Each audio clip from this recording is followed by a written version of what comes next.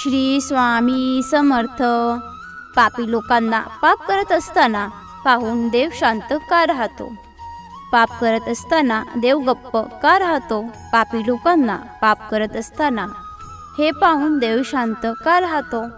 मित्रांनो, काही लोकांना बोलताना असे कधी ऐकले का की तो माणूस खूप चांगला होता, देवाने त्याचे वाईट केले, तो खूप चांगले मित्र आणि चांगल्या स्वभावाचा माणूस आहे, असे अनेक ठिकाणी ऐकले आहे.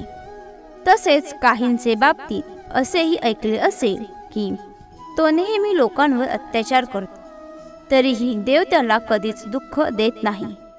दिवसेंदिवस त्याची संपत्ती वाढत जाते. शेवटी हे सर्व देवाला दिसत नाही का? देवाच्या डोळ्यासमोर हे पाप घडत असताना देव शांत का राहतो? अशा प्रकारे लोकांचा देवावरील विश्वास कमी व्हायला लागतो.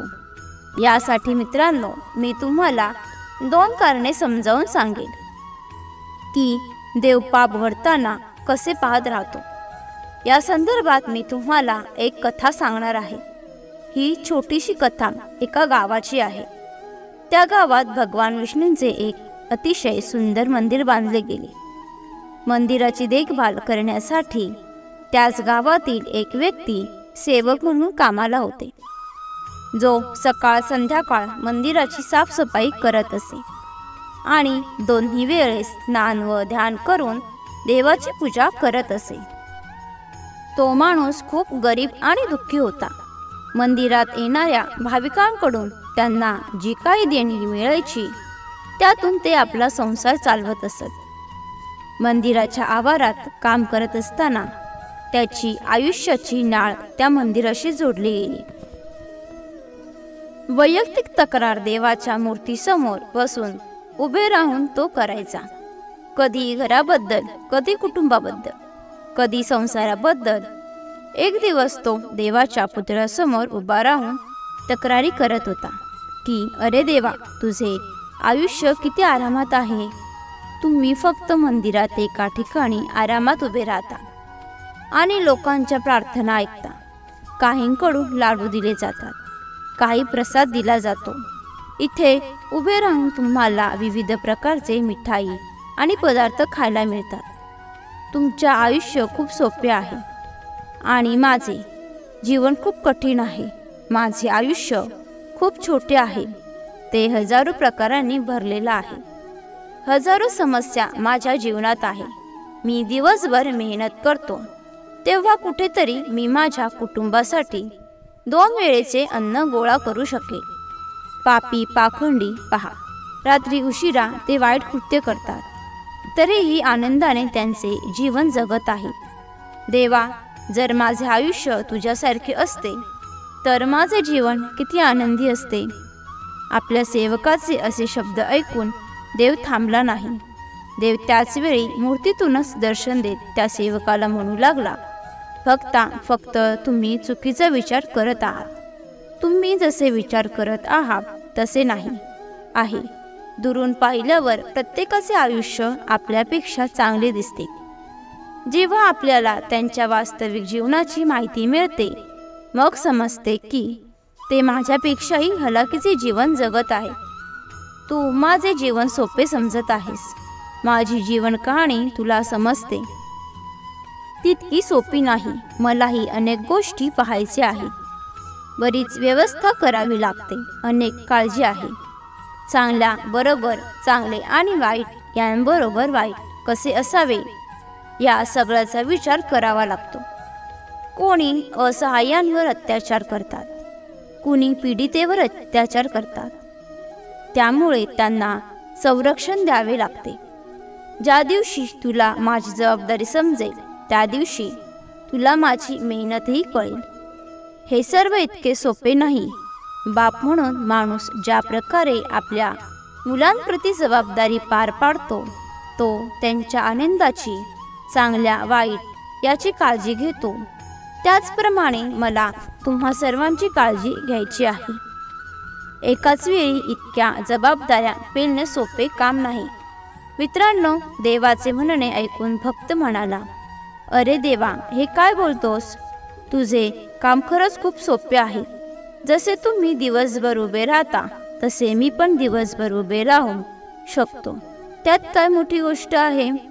देव म्हणाला, भक्ता, मी पुन्हा सांगतो तुला, ते जमणार नाही. माझ्या या कामासाठी खूप संयम आवश्यक आहे आणि माणसाकडे तेवढा संयम नाही की तो निकाल जाहीर होईपर्यंत तो थांबू शकतो. माणसांमध्ये एक कमजोरी आहे की तो थोडं लपवतो आणि गर्वाने भरून जातो आणि त्याला थोडी जरी दुखापत झाली ना तर तो तुटून जातो आणि विखुरतो. तो आपल्या भावना सांभाळू शकत नाही. तर मित्रांनो, हे ऐकून तो सेवक म्हणाला, असं असेल तर तू मला तुझा आयुष्य एक दिवस जगू दे, मग तू सांगशील तसं करेल. मित्रांनो, देवाने त्याला खूप समजावे, पण तो खूप हट्टी होता. त्यापैकी त्याला एकही पटले नाही. देवाने विचार केला की मला एक दिवसाचे जीवन त्याला द्यावे लागेल, कारण काही लोकांवर उपदेशांचा काहीही परिणाम होत नाही. हे दुनियेचा मार खाल्ल्यावरच ते योग्य मार्गावर येतात. देव म्हणाला, ठीक आहे बेटा, एक दिवस मी तुला देव बनवतो आणि मी तुझे जीवन जगतो.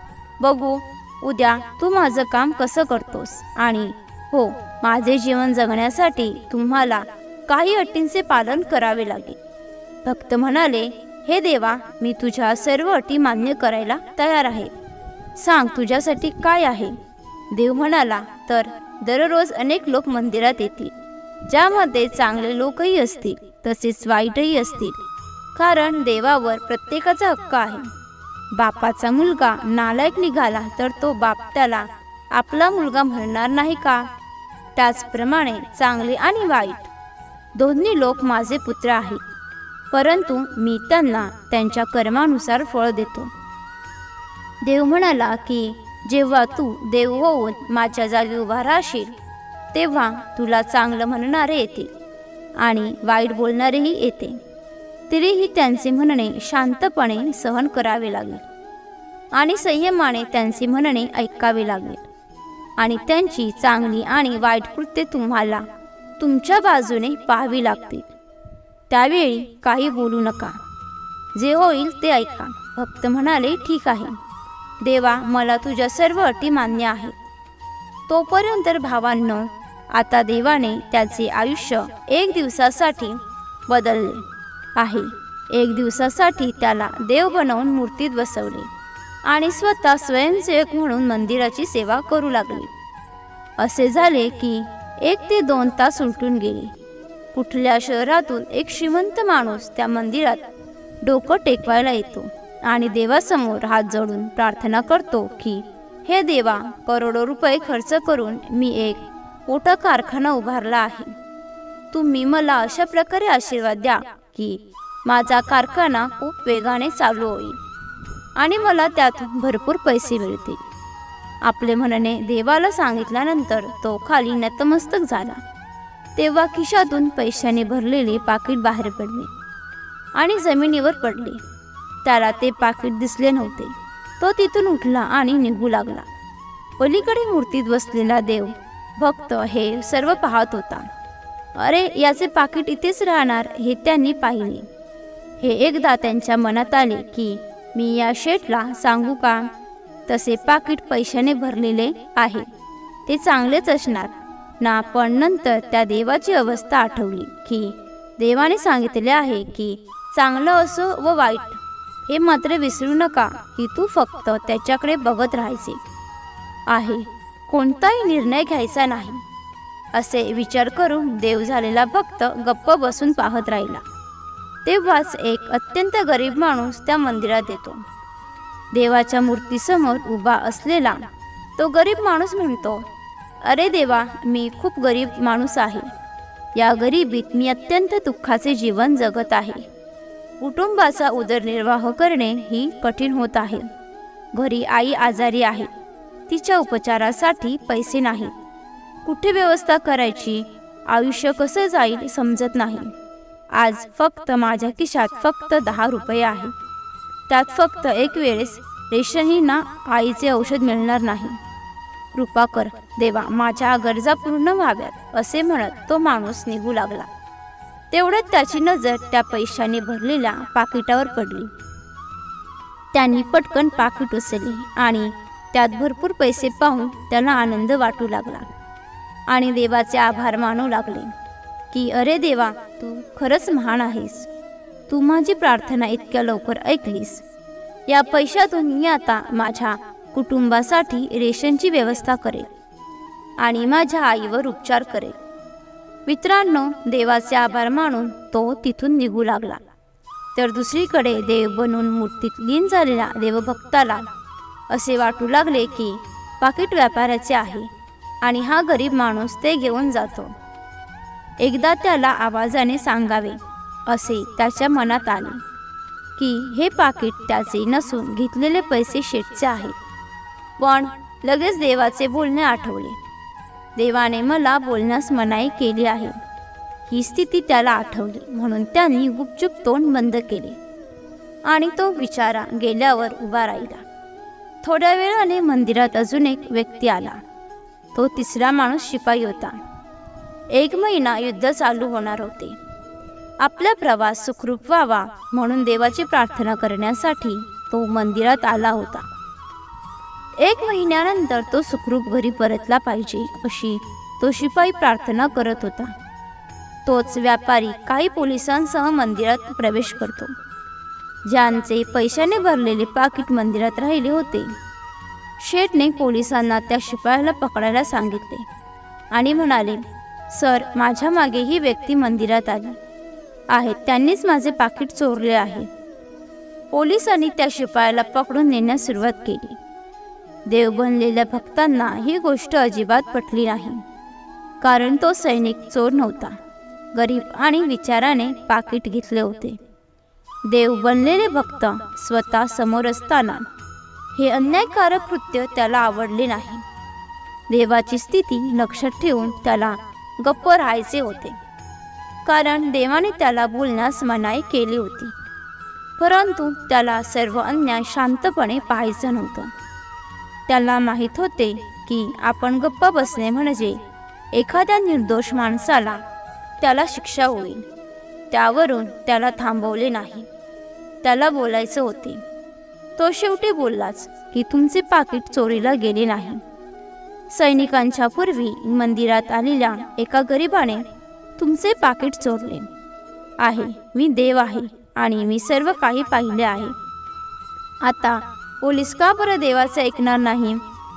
शेवटी आपल्यासमोर देव बोलतो. तर पोलिसांनी ते ऐकलं. त्यांनी ताबडतोब शिपायाला सोडले आणि त्या गरीब विचाराला घेऊन आले. तसेच त्याच्या हातून पाकिट हिसकावले. विचारा खूप निराश झाला.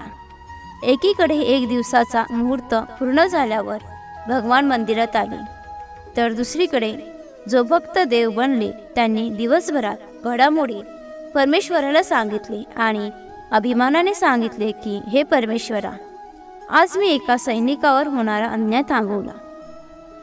एक दिवस देव बनून मी काय महत्त्वाचे काम केले आहे ते पहा. भगवंताने भक्ताचे म्हणणे ऐकले. तेव्हा तो म्हणू लागला, नाही तर तुम्ही अन्याय केला. ते विचारायला पकडून तुम्ही त्याच्या कुटुंबाच्या, त्याच्या आजारी आईच्या तोंडून अन्नाचा तुकडा हिसकावून घेतला. उपचार होण्यापासून रोखून तुम्ही मोठा अन्याय केला आहे. तो शेठ मोठा माणूस होता. पापकर्म करून त्याने करोडोची संपत्ती पसरवली आहे. गरिबांचे पोट कापून त्यांनी तो पैसा जमा केला आहे. त्याचे पाकिट हरवले असते. त्यामुळे जे काही चांगलं झालं असतं ते निदान गरीब माणसाचं झालं असतं आणि त्या क्षेत्रातील काही गोष्टीही कमी झाल्या असत्या. त्या सैनिकाला वाचूनही तो मोठा अन्याय केला आहे. तो सैनिक आपल्या राजाचे युद्ध करून दुर्बळ देशाचे राज्य ठेवणार आहे. त्या युद्धात किती निष्पाप लोक मारले जातील माहीत आहे का? त्याला वाचून तुम्ही अन्याय केलात. देवाचे म्हणणे ऐकून भक्ताला पश्चाताप झाला.